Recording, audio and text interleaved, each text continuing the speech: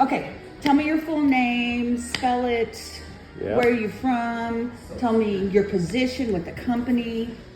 Cool. So my name is David Stadtmiller. Spell it. Stadtmiller. D as in David, T like Tom, Miller, just so it didn't sound like Okay. E like boy. I am originally from Indianapolis, Indiana, but am now based here in Dallas, Texas. And what else? So what is your title with the company? Yep, Senior Director of Food and Beverage. So do you go to each opening? Like, did you go to McKinney and? This is my first one. Their Since first I've one. been Okay. here for You're- 2 weeks. Yes, you're brand new. Yeah. Love it. Okay.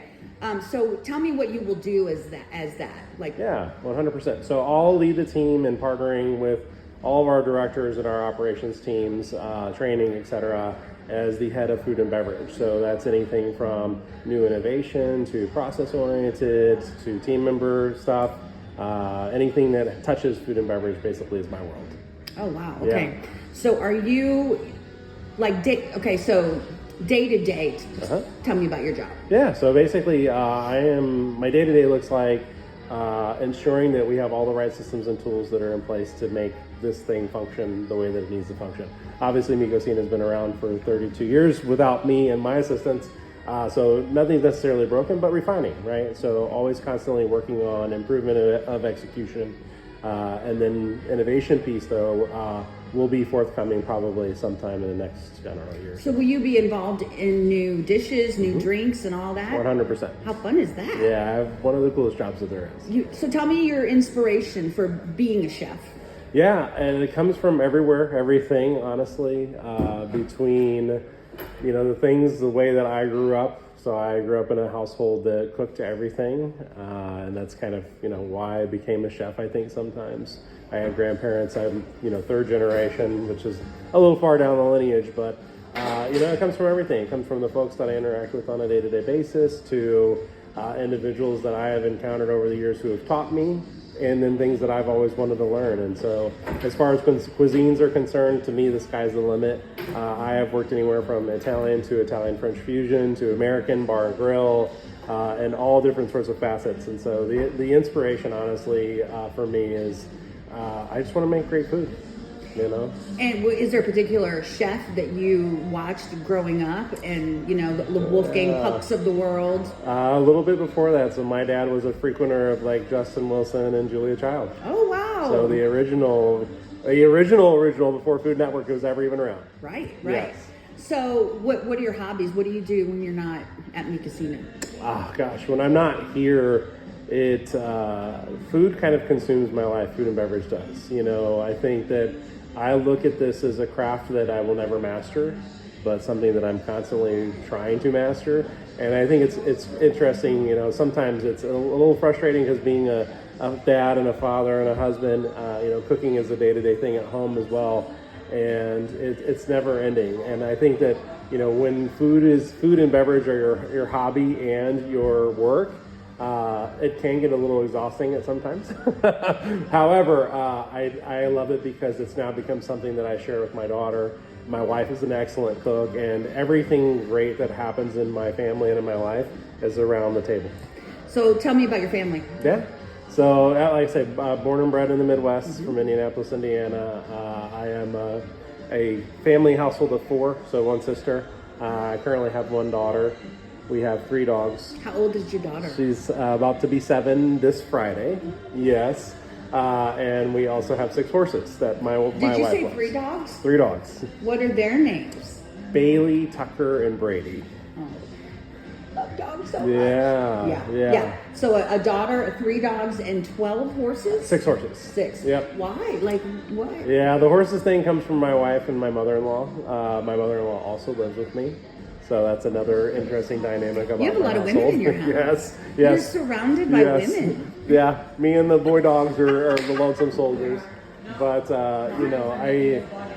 growing up, again, family has always been everything to me and my family. I've got Catholic upbringing, so every weekend was spent with the family. So every time I've seen you today, and I met you for the first time, you have a smile on your face. Mm-hmm. Why is that? Why Mi Cocina? It seems to just bring you joy. 100%. This business, being the way that it is, kind of reinvigorated my life to a certain extent. I've been in bar and grill for a long time in big companies, old companies, global companies. But, even though there is a certain passion in that environment as well, this is completely different. This is, very much grassroots, takes me back to the roots of when I first started almost 25 years ago. And I have loved every minute that I've been here over the last several weeks, and even the time period that I got to spend, during my process of getting to know the brand. They put me in a restaurant for half of a day, and I went home and I was like, this is it. This is what I want to do for the next 20, 30 years of my life. If God willing, that be the course that I'm able to take. And the culture, I had mentioned family a lot already, and that is the culture. La Familia is everything that Mi Cocina is about.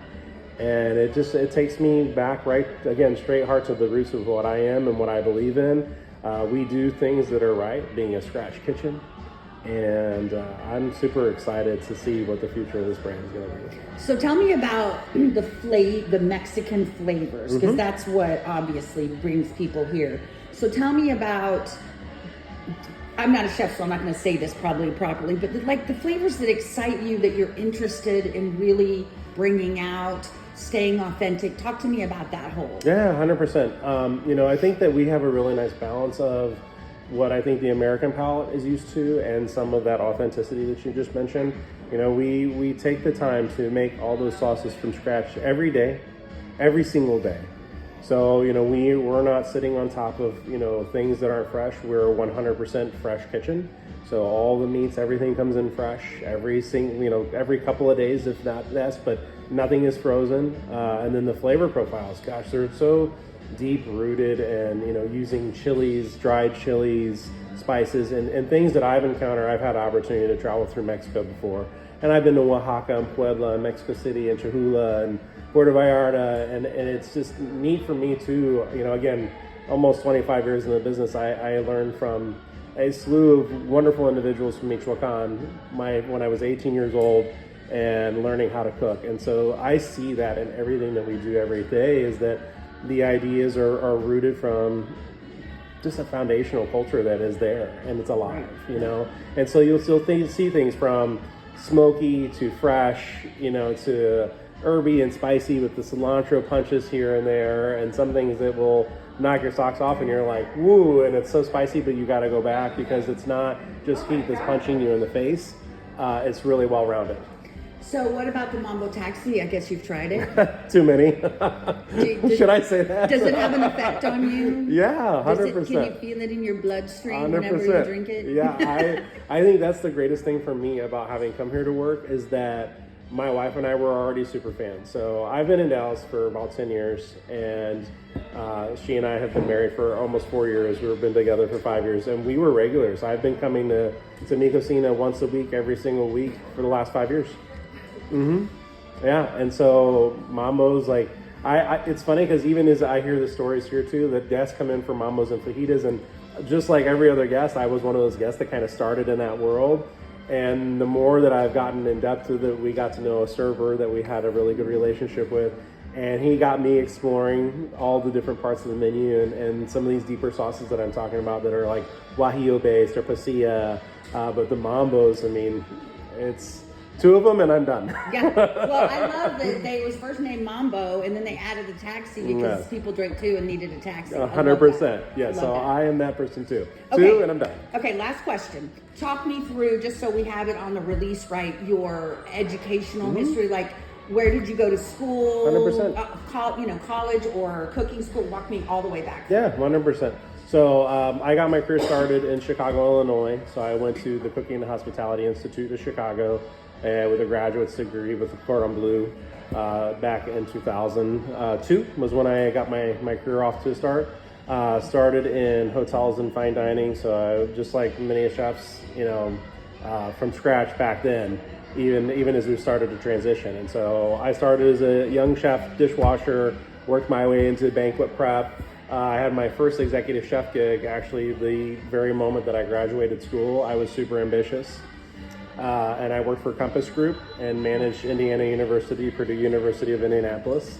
And so I was responsible for the Union Hall Center there, as well as all the caterings, So I did that Monday through Friday, and then halfway on Friday I would go to Bloomington, Indiana, where Indiana University is, and then I would host all of the booster club, the athletic association, the directors, all the football players. So any sporting activities, I would feed all the sports teams as So well. you're used to feeding masses of people. Yes, and luckily, I started in the hotel business, so banquets, taught me my bread and butter, and even as I train chefs today, I try to train them large and then go small, because if you know big scale, doing the little is easy peasy.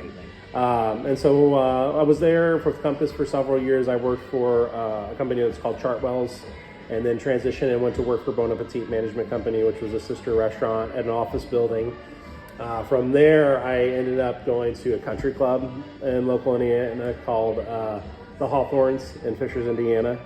And I was also at that time period working for a local company called Scholars Inn Bakehouse. So sole proprietorship. They had some really neat venues that were like artisan bakery. So we did a mass production in Bloomington, Indiana.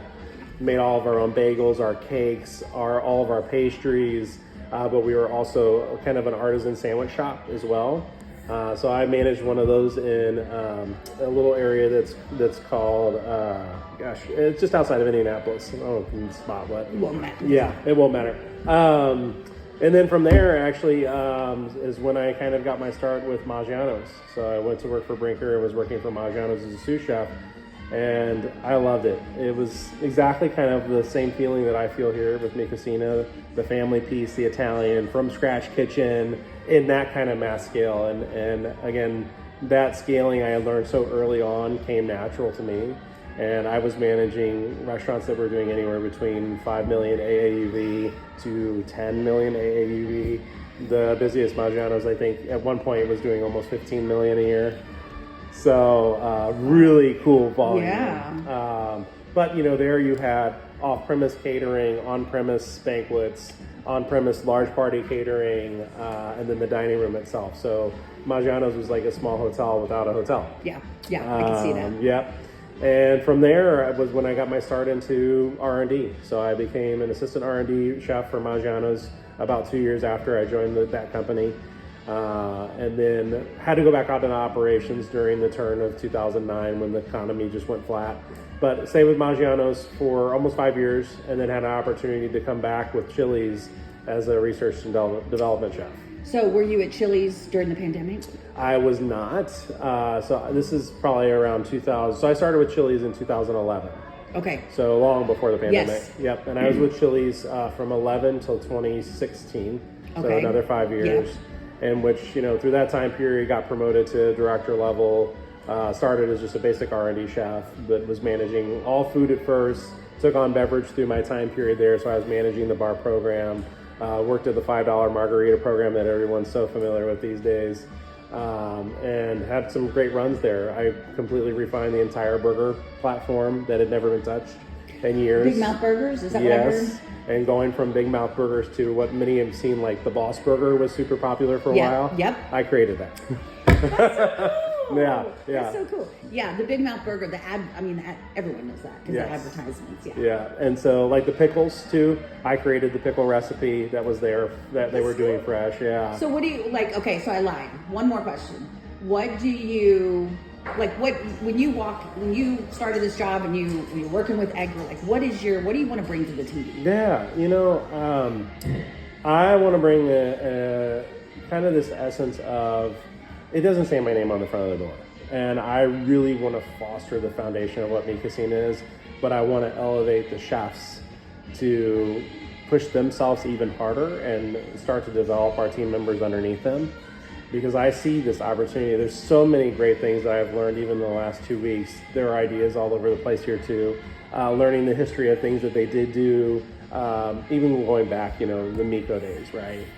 However, I do think that there's some huge opportunities for them to push harder. And I think that, culinary, beverage too. I think the bar business can continue to evolve.